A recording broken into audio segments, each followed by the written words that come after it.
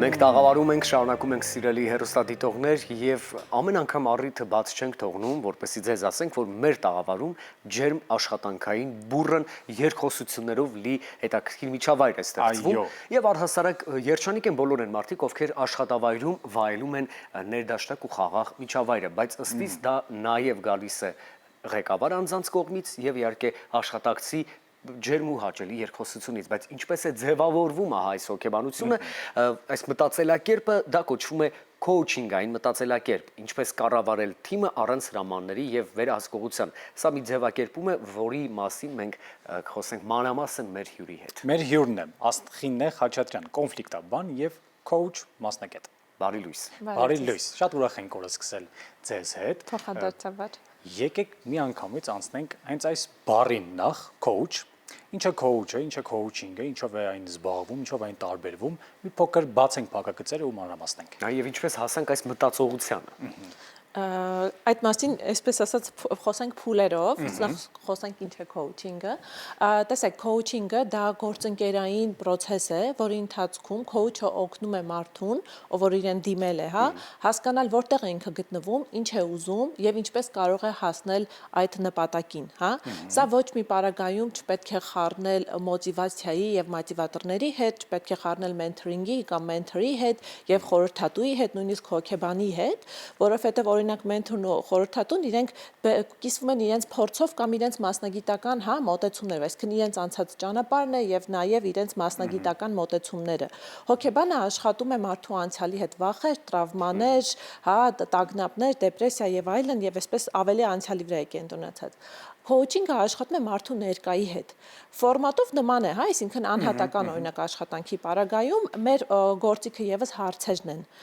Հիմնականում մենք աշխատում ենք հարցերի միջոցով եւ նաեւ մարդու մտքից եւ ասելիքներից ծնված, այսպես մեր դիտարկումներով, հա, օրինակ մարդը կարող է խոսել ու դու նկատես, որ ինքը իր մտքում կոնֆլիկտ կա, հա, օրինակ ինքը ասում է ես ուզում եմ շատ արագ առաջ գնալ, բայց միևնույն ժամանակ ուրիշ ինչ-որ մի միտք է ասում, որտեղ դու հասկանում ես, որ դրանք միմյանց հակասում են եւ դու այդտեղ կարող ես վերադարձնել, որ այստեղ ես հակասություն եմ տեսնում, հա,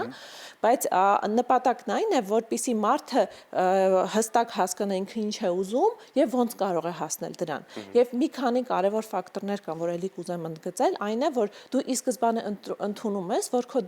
այդ մարդը այցելուն, որ եկել է քեզ մոտ, ունի իր հարցերի պատասխանը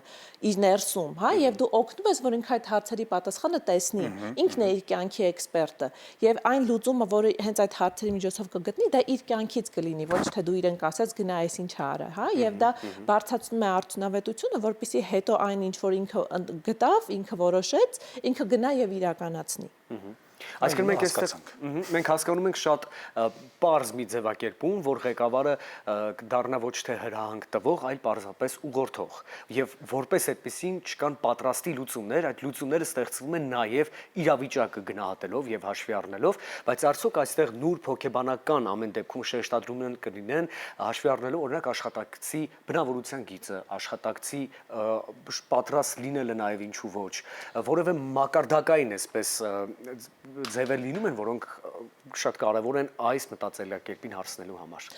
Տեսեք, այո, կարևոր են, բայց ես այսպես մենք coaching-ը կազմակերպությունում կարող ենք օգտագործել 3 ֆորմատով եւ ես կողմ եմ ամենաառաջինը սկսել հենց ղեկավարի հետ coaching-ային անհատական ֆորմատից, որպեսզի հասկանանք, հա, նախ իրեն ինչն է խանգարում, հա, որովհետեւ օրինակ մարդը կարող է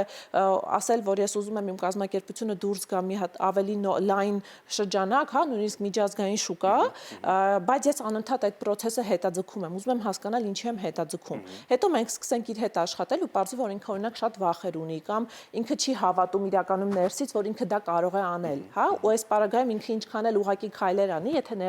ներսի հավատը չկա, դա չի կարողանա դա անել։ Հետևաբար նախ պետք է սկսել այսպես, հա, ղեկավարի հետ աշխատել, որպեսզի այդ բոլոր վախերը, համոզմունքները իրեն սահմանափակող, հա,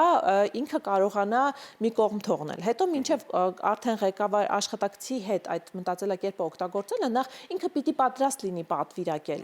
Ղեկավարների ամենալուրջ խնդիրներից մեկն այն է, որ իրենք այսպես ամեն ինչ փորձում են վերահսկել եւ հրահանգներով շարժել, որովհետեւ դա ինչ որ ապահովության զգացողություն է տալիս, որ ես ամեն ինչ պատկերացնում եմ, process-ները իմ ձեռքերում են,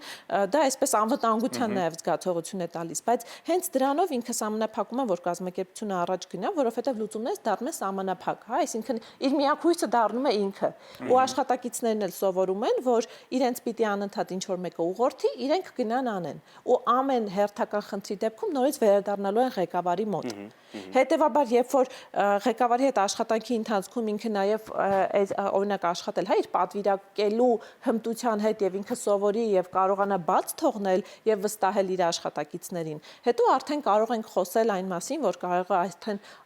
իրեն սովորեցնել նաև, սա արդեն քոուչինգային ֆորմատ չէ, այսինքն տրեյնինգի միջոցով իրեն սովորեցնում ես այդ մտածելակերպը ներդնել կազմակերպությունում, հա, այսինքն իր աշխատակիցների հետ օրինակ շփվել հարցերով։ Օրինակ գալիս է աշխատակիցը, ասում է օրինակ, չգիտեմ, գործընկերը էլի ուշացրել է գումարի փոխանցումը, մենք այդ պատճառով խնդիր ունենք։ Այս բaragայում կա երկու տարբերակ։ Ղեկավարը կարող է ինքը լուծել այդ հարցը, նույնիսկ 3, հա,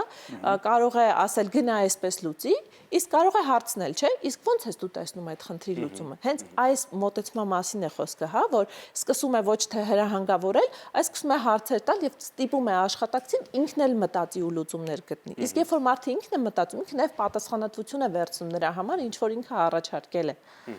Այ մենք խոսում ենք ղեկավարի հետ աշխատանքի մասին։ Coach մասնագետը երբ աշխատում է ղեկավարի հետ, ինչպես է դա անդրադառնում ընկերության կամ թիմի վրա։ Տեսեք, այստեղ եթե մենք աշխատում ենք մարդու համոզմունքների հետ եւ նա սկսում է ավելի լայն մտածել, ավելի ազատ մտածել, հա, եւ նաեւ իր աշխատակիցներին այսպես ավելի շատ ազատություն տալ, բնականաբար դա չի կարող չարզդել թիմի վրա, հա,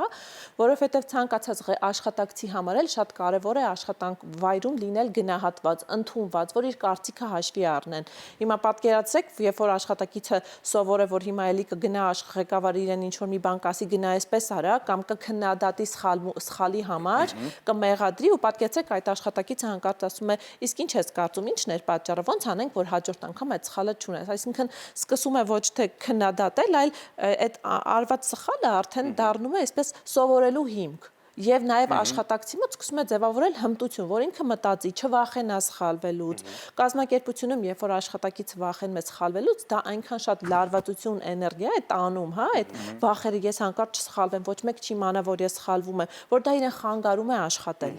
Եվ նաև խանգարում է իր նախաձեռնողականությունը, կա նաև այդպիսի մոտեցում, չէ՞, բան չառաջարկեմ, ոչ մի լրացուցիչ բան չանեմ, հանկարծ միտեղ սխալ չանեմ, ավելի լավ է։ Ես իմ արջը քաշած։ Այո, շատ ճիշտ ձևակերպում էր։ Գիտեք ինչն է հետաքրքիր, մենք ունենք հազարավոր ղեկավարանձիկ եւ ունենք 100 հազարավոր աշխատակիցներ։ Հիմա եկեք առանձնացնենք մի քանի կարևոր ոլորտներ, հա, դա կարող ենք օրինակ առանձնացնել պետական ոլորտը, գաստրո ոլորտը, կրթության, գիտության, մշակույթի եւ սպորտի ոլորտը,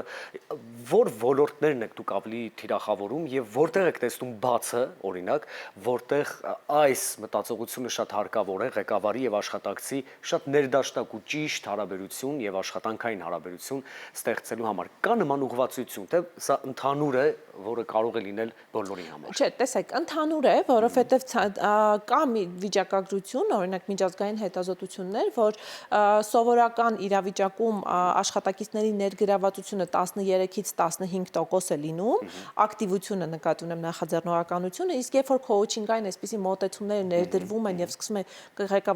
ղեկավարը աշխատել այսպիսի մոտեցումներով 65% մինչեւ կարող է աճել աշխատակիցների ներգրավվածությունը, հա, այսինքն այստեղ պատվիրակելու հմտության, քո աշխատակիցներին վստահելու եւ ավելի լայն մտածելու այսպես մասին է, հա, խոսքը, որովհետեւ նույն ղեկավարը երբ որ սկսում է ամեն մի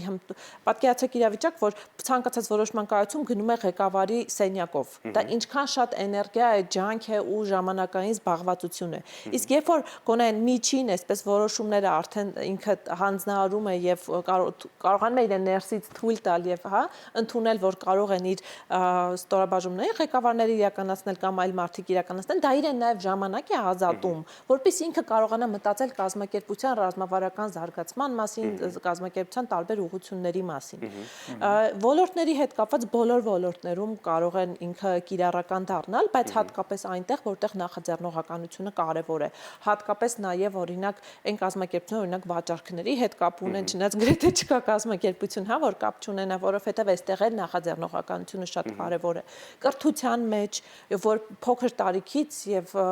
տարբեր հա կրթական հաստատություններ մարդկանց սովորեցնեն ինքնուրույն մտածել։ Սա ամենակարևոր բանն է։ Քոուչինգը հնարավորություն է տալիս կենտրոնացված մտածել այն ամեն ինչի մասին, ինչ որ քեզ համար կարևոր է, եւ նաեւ մտածել ավելի լայն, այսինքն քո այս պահին եղած համոզմունքներից դուրս։ Մի օրինակ բերեմ, որ ավելի པարզ լինի։ Պատկերացեք մարդը գալիս է, ասում է, գիտեք, ես ուզում եմ աշխատանքի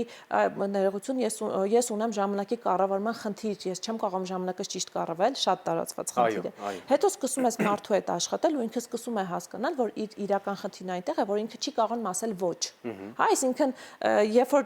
չես կարող ասել ոչ, դու չես կարող դնել քո սահմանները։ Ցանկացած ինչ-որ մեկը քեզ ինչ-որ մի բան խնդրեց, դու քո բոլոր գործերը կթողնես կգնաս, դու չես կարողանա, հա, ճիշտ ժամանակին ստոպ տալ։ Իրականում մարդիկ երբեմն վախենում են, որ դա էգոիզմ է ու դրա համար չեն անում, բայց այստեղ անձնական սահմանների մասին է։ Եվ քոուչինգային աշխատանքի ժամանակ մարդը սկսում է այդպիսի մտքի ծուղակները, իր մտքի սահմանափակումները, համոզմունքներն ու վախերը տեսնել։ Նաև քոուչինգը շատ լավ աշխատում է ինքնագնահատականի հետ կապված խնդիրների հետ, մոտիվացիայի հետ կապված, արդյունավետության հետ կապված եւ երբ որ այս ամեն ինչը բերվում են կազմակերպություն եւ ներդրվում են կազմակերպությունում, այլ մշակույթ է առաջանում, հա։ Մենք գլոբալ առումով զարգացման մշակույթ է, այսպես ասեմ։ Գլոբալ առումով նաև հասկանում ենք մի շատ կարևոր բան, որ այս դեպքում աշխատակիցը նաև լավ իմաստով ունենում է պատասխանատվություն եւ ունենում է հնարավորություն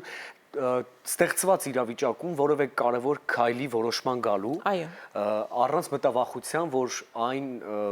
ամեն դեպքում կատարող անձ է ինքը եւ գուցե պատասխանատվություն կարող է կրել որևէ նաեւ սխալ արարքի համար, բայց այս դեպքում ճիշտ հակառակ մոտեցումն է լինում քոուչինգային նախաձեռնության շնորհիվ մենք ճիշտ ենք ընկալում բուն էությունը նաև ճիշտ հակառակ նկատի ունենք որ պատասխանատվություն վերցնում է թե չի վերցնում այո վերցնում է իսկ ինչ այդ գուցե նա կվախենար այո որովհետև երբ որ քեզ անդադ ասում են գնա այսպես արա դու կգնաս ինչ որ բան չի հաջողվի հետո կասես դե դուք եք ասա ես ձեր ասածով արել եմ հա իսկ այս պարագայում երբ որ ղեկավարը ասում ես դու ոնց ես տեսնում լուծումը գնա փորձիր